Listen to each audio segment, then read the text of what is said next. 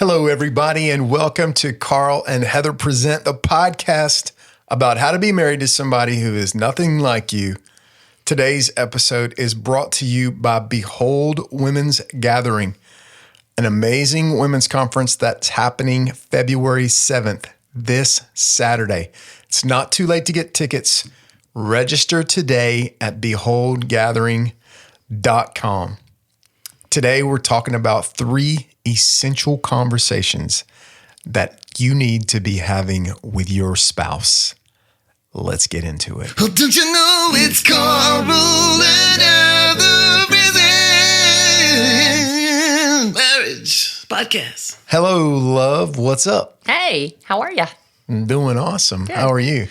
Well, I am in the throes of planning for a conference that's happening this Saturday, and so it's on. You're not gonna believe this. I just made an announcement about that.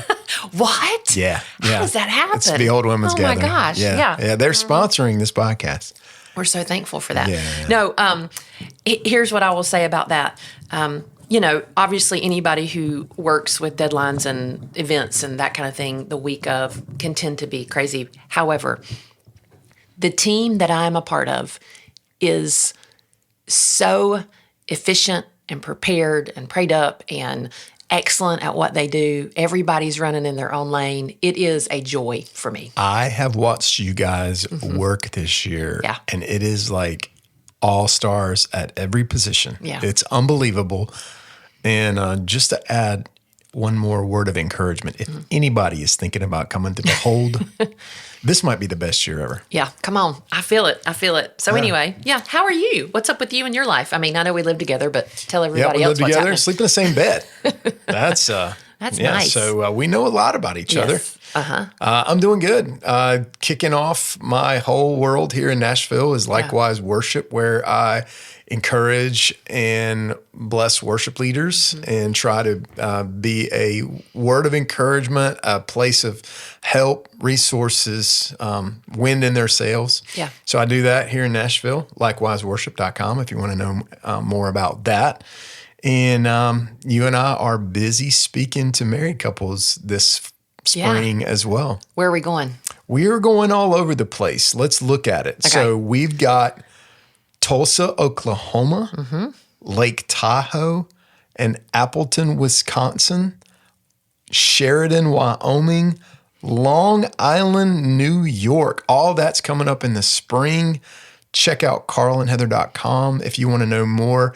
The Oklahoma, Lake Tahoe, and Appleton dates are Weekend to Remember with Family Life. So if you want to register to go to those, use the code TEAMCART and you get $100 off registration. That's pretty cool. I'm pretty excited about Lake Tahoe. I am too.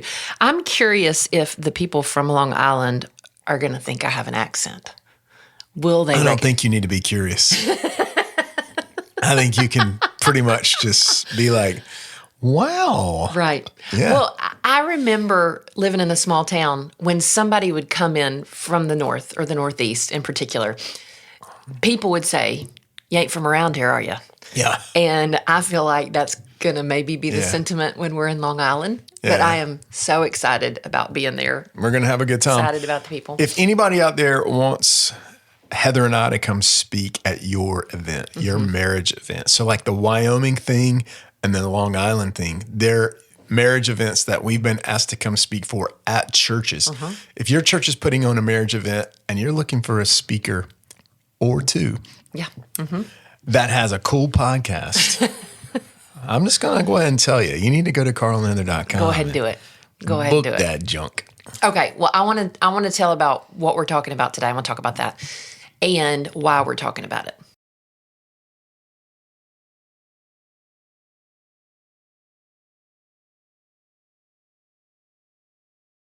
Okay.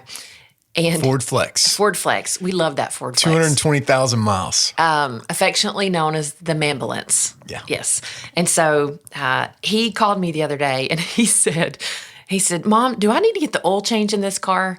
And I was like, "Well, yeah." And he said, "Well, when do I do that?" Now, he's had the car since October. It's February now. And I said, Well, there should be a sticker on the upper left-hand side that tells you when the last time or when the oil change is due. And he said, well, it says like 1/20/2025, which is over a year. January of last year. Yes. And so my heart sunk. I think the sticker had not been changed out since we got it ready to transfer to him. However, oil changes for me, unless you have the kind of car like, nowadays most cars give you like these warning lights, like it's time for your oil change. But older cars, you don't have that. It's kind of like, oh, your engine's getting ready to blow. And that's when you know it kind of thing. And so he needed an oil change, and he needed one for a long time, but it's something that he just kind of neglected to do because he's new to this. And I think for us in marriage, we're talking about these conversations that we should have. I think these conversations are the same thing. They're necessary, they're important, but the urgent kind of creeps in and we're like, oh, well, this is, we'll do this at some point.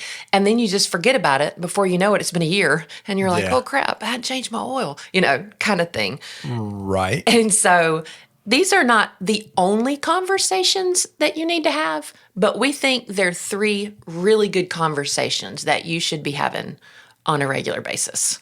All right. The first one is this: rate this marriage 1 to 10. Mm-hmm. Now, that's something that's kind of new for us that was introduced to us at Weekend Remember. There's a thing in Weekend Remember that says, where are you at right now? Rate your marriage. And you and I sort of started doing that a little bit. But it's a really good conversation to have. Now, it can be scary because there's a chance, like if I'm at a 7 and you're at a 5, oh no, why aren't we aligned? Right. But that's not as much of a problem to learn that as it is to learn that the hard way by not having had the conversation and realizing after some big disaster or some blow up that we were on way, way different pages. Because if we happen to be on different numbers, which you and I often are. It gives us a starting point to talk about how do we get closer together and how do we grow in satisfaction. So a huge amount of tension in marriages is about everything that's just going on around us. It's not that we're necessarily in some kind of major conflict, but it's outside stress that spills in on us. Sure. So just sitting down and saying, hey, can we have a conversation about where we are right now? How are we doing? Yeah. I know there's a bunch of stress, but a lot of times a bunch of stress unrelated to your marriage makes you snippy and short with one another. Yeah. Have you, Oh, yeah. And I would say, you've got to have these conversations. You assume that, we're fine. But I've heard you say this before, and I think it's important, is that most of these outside stressors come in as pop quizzes. You're not prepared. Yeah. If you knew in 3 weeks on a Tuesday, you're going to have a flat tire and your kid is not going to pack his lunch. And so the school's going to call, and then a meeting's going to run late, which is going to put you late for picking up somebody and all that. You don't know those things in advance. And so they happen. And then at the end of the day, you get the worst of me, or I get the worst of you, and I unload on you. Yeah. But it really doesn't have to do with you and me. It has to do with these stressors. The other thing I think that you talked about is like, if I'm a 5 and you're a 7, and we're like, oh my gosh, why are we not the same number? I think if you don't have the conversation, I become a 4 and a 3 and a 2, and we don't talk about it, and we get further and further apart. Yeah. And so that's why I think it's just really important to just talk about it. Okay. How do we talk about this rate your marriage question without feeling like you're going to get an answer that you did not want to hear? Yeah. Like, for example, let's practice right now. Okay, well, that's what I was going to say. We do this. I don't think you take turns when you say the number. That's important. Because if you say a number. You say it at the same time? Like if you're like 8 and I'm thinking 5, I'm feeling like, well, I should probably say 6 because it's closer to 8, Yeah, right. Or I'll feel a little pressure there. So we just go 1, 2, 3. Wait, well, do you do it on 3, or do you go 1, 2, 3, then say it? Then say it. Okay. 1, 2, 3, then say it. Are we doing this? I haven't had a very good It's week. not in the notes. Okay. 1, 2, 3, 2. 8. Okay. No. Just so you know, 1 is not the best. That's probably what he was thinking. I got he was confused. thinking, you're number 1. We're number 1. No. Scale of 1 to 10, we should clarify. 1, it could not be any worse. You said 2. And 10. I'm just kidding. 10 is like, it could not be any better. Practicing this conversation. Here's a couple of good conversation starters for how to have the Rate Your Marriage conference.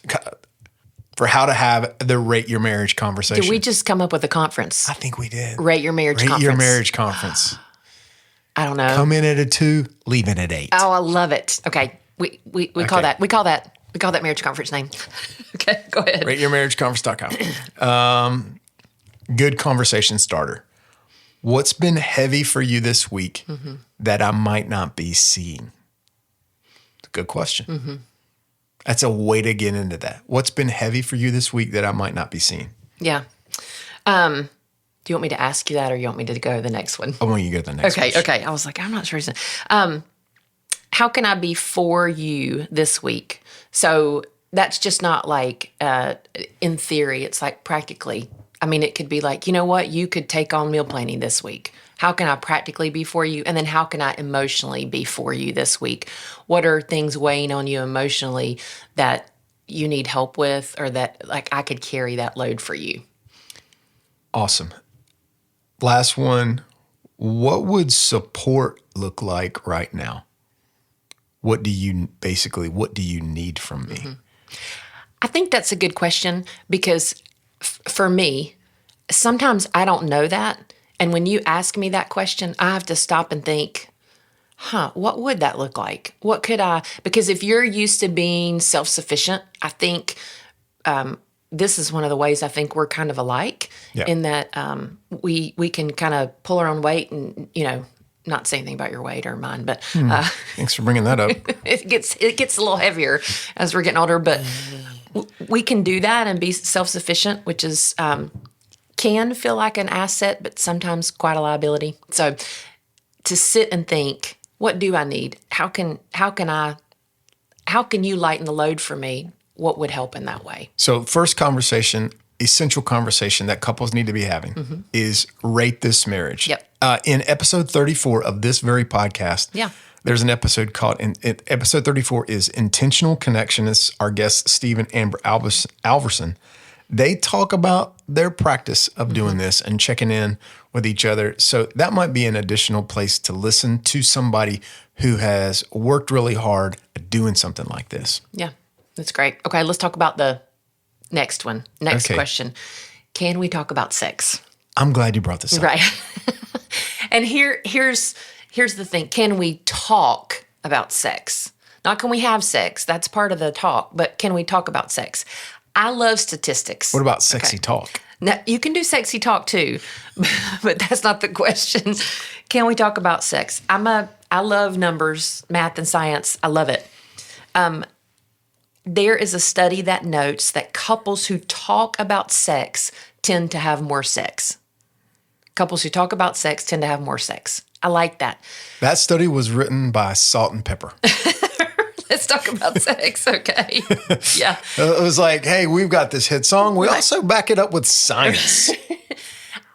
Anything else in your life, you practice, you learn about, you talk about. Sex is one of these things that it's this mystery that we're like, it's supposed to just happen naturally and organically. We're never supposed to talk about it. But the reality is we have mismatched desires. There's awkwardness. Sometimes we feel like we're roommates. When we go back to that last question, sometimes schedules are so hectic and crazy that we're kind of in that season right now where sometimes we're like ships passing in the night and we come home at the end of the day and we fall into bed exhausted. There could also be past things. You could be dealing with resentment or shame. And so we just avoid it. We just avoid talking about it. And we're like, well, I can have it, but we're not going to talk about having it.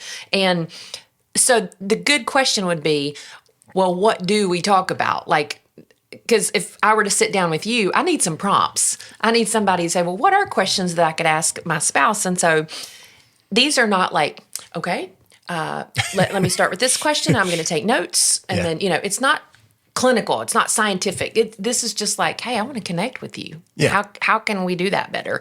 And so a good question is, when do you feel most desired by me, emotionally and physically? When do you feel most desired by me? And you listen without judgment. And you also have to put aside any sort of pride or something that might, I want you to love me just the way I am. You're not saying that you don't love the person just the way they are, but you're asking, what do I do that makes you feel that way? Yeah. So Another good question to start this sex conversation is, what shuts you down sexually and what opens you up? I think this is funny, because it's probably like two different answers from two different universes. Yes. For men and women. Yeah. Like, I could imagine you asking me, Carl, what shuts you down sexually? Yeah. And I might say, not very much. Right. Yeah. Or I might Maybe say fatigue. Yeah. Or but I mean, if you shake me, I'll wake up. If I'm like, you want to have sex, you're awake. Yeah. But for me, my answer is probably going to be visual. Sometimes when you wear those paint stained bear pants to bed, I'm not super into that. But they're very warm and very practical. You never see those in Victoria's Secret Yeah, catalogs. I know. Yeah, it's, But if I ask you, what shuts you down? Oh. Sexually or Buckle up. Yeah. I mean, it's like an unlocked door. An unlocked bedroom door shuts me down. Yes. And it could be something small like that. On account of people who are just right going outside to burst in that door any minute. Right outside that door. Yeah. Kid noise. I mean, there's a laundry list of things. And I think that's true. I think being aware of those things helps us, Yes. It really, really helps us to open up with each other. Okay, and here's the last one.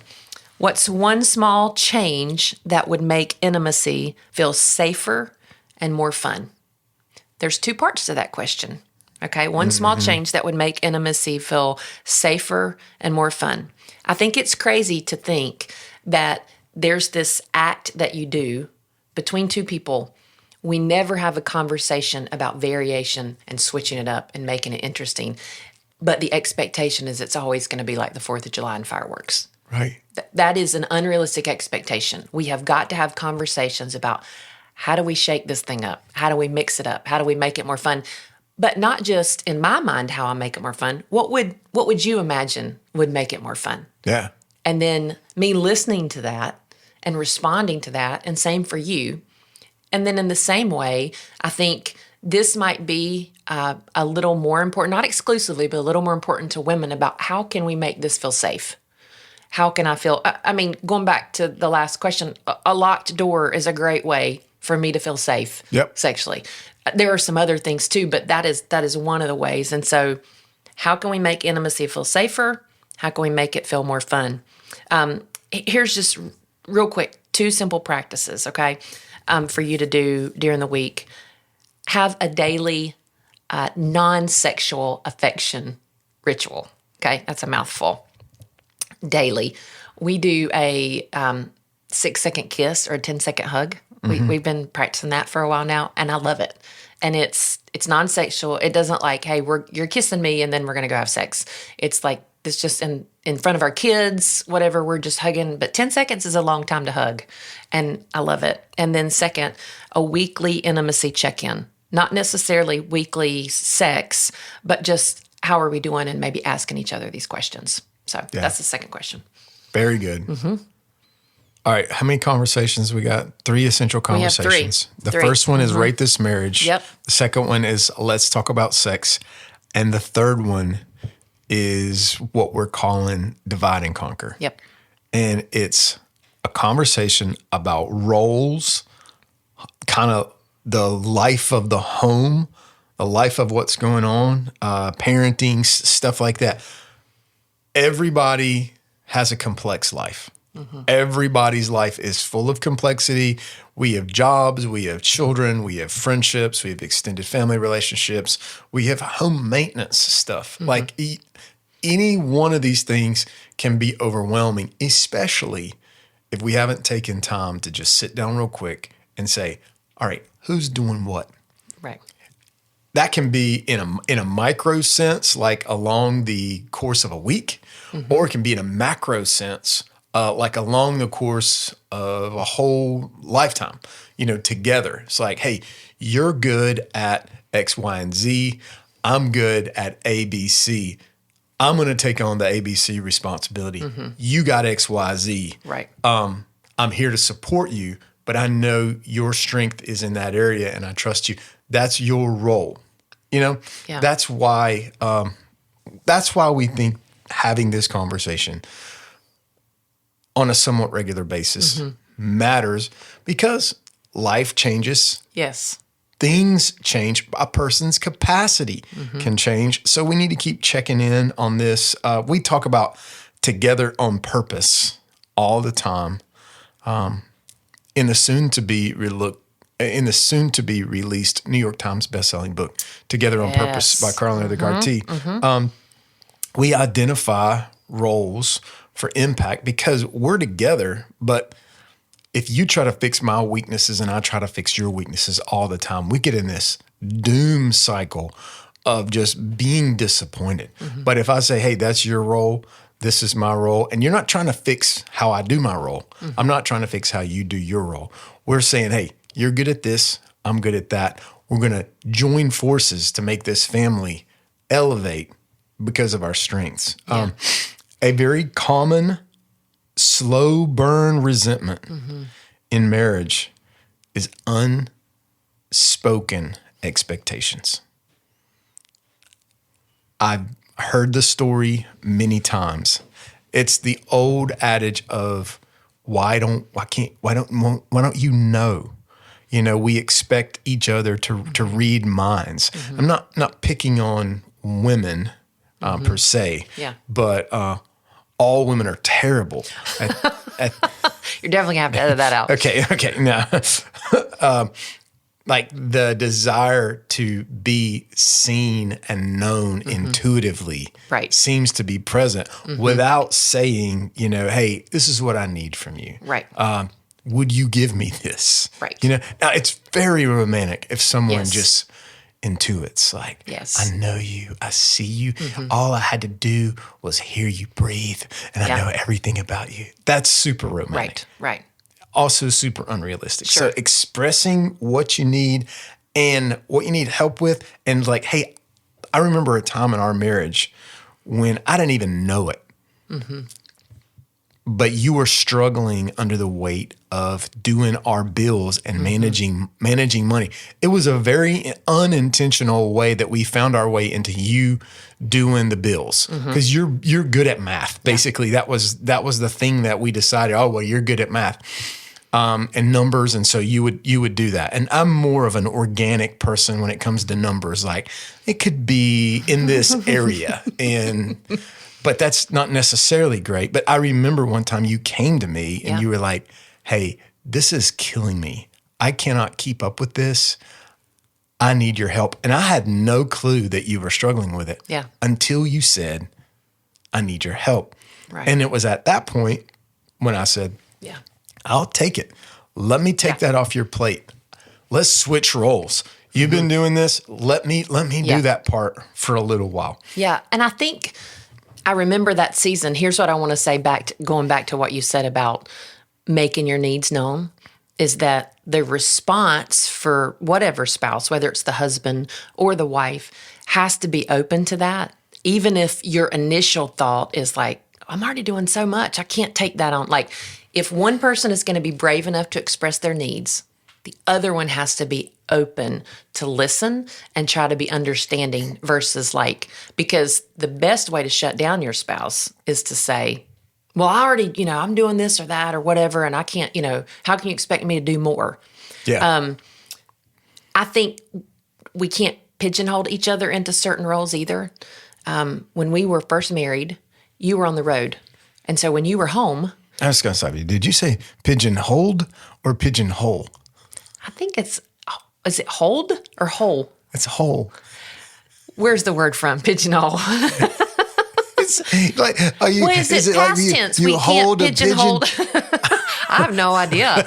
I mean, I know it's like I you're know putting you them into a enough to corner. know that I had to stop and be like, I could see you imagining like holding a pigeon. You can't like hold this. that You pigeon can't too hold that tight, pigeon. or You you're got to let that thing go. Don't pigeonhole that thing. Okay, spell the word. I don't know how to spell pigeon, Okay. but I do know how to spell HOLE. Well, if it's past tense, did you hold it? HOLD it? Pigeonholed. I see what. Okay. You see? I Okay. see what you did. So you can't. I got a little distracted. Whatever on that. it is, you can't box somebody in. How about that? Into that. You were traveling. They was wrestling, and he put him in a pigeonhole. Okay, we're gonna get into this. You were on the road all the time, and I was working a full-time job. When you were home from being on the road, you did the house and the yard. When you were gone full-time on the road, I did the house and the yard. I mean, that was just the way it had to be. Yeah. As we had small kids, that changed. As our kids are getting older, and we can hopefully shift all the responsibility off on them. We can get to where we're doing virtually nothing. That would be amazing. But it's the communicated expectations and then the willingness of the other spouse to listen and respond to that communicated expectation. Here are a couple prompts to get started on that conversation. Question: what's one responsibility you feel like you can carry that I don't notice? Kind of like the money thing with us. Yeah. What's one responsibility you feel like I can carry? You feel like you carry that I don't notice. Right. I think that's helpful because that also helps you express gratitude to each other. Second one, what does helpful mean to you? And what would it look like this week? What does helpful mean to you? And what would it look like this week? So this is a weekly conversation. This is not for the next 6 months, I need this to happen. Because you said this, our relationships are cyclical and seasonal, and so we change. And so we got to have this conversation often because these roles can change, and we've got to be open-handed with these things. Absolutely. Before you have a conversation with your spouse, maybe the next conversation you need to have is with the Lord. Some of these conversations might be conversations that you've been avoiding because you know that you might not hear a pleasing answer, or you might not want to make the change that the conversation would impose upon you. Mm-hmm. If you're avoiding these conversations, that alone is something to be like, hey, I need to pay attention to that. But you need to have them. These are essential conversations that keep the relational gears lubricated in your relationship. It helps connection to grow more easily. So, but before you have this conversation or one of these conversations, if you haven't had them in a while, pray and ask the Lord to help you find the right words, the right time to bring this kind of stuff up. Yeah. It's so important, but it's so valuable, and you don't want to go into it blind or without the power that you can only access through the Holy Spirit. Mm-hmm. I'd also love to just remind everybody that we would love to pray for you. And so if you find yourself listening to this or in a season where you're like, I really would love to link arms with someone, we have been praying at our church. And one of the things that one of our pastors said was that the thing that's unique about this church is not the music or not the worship or the preaching. You can hear good music and good preaching online. It's the people. And so when you have other believers that you can link arms with and be with, that is something that's special. And so we want to be that for you. We want to lift up your prayer requests. They're private. And so if you want to email us at hi@carlandheather.com, we would love to pray for you. And we'd do that weekly. And again, keep those private. Thank you for listening, everybody. It's been a fun one. Mm-hmm. Together on Purpose. Together on Purpose.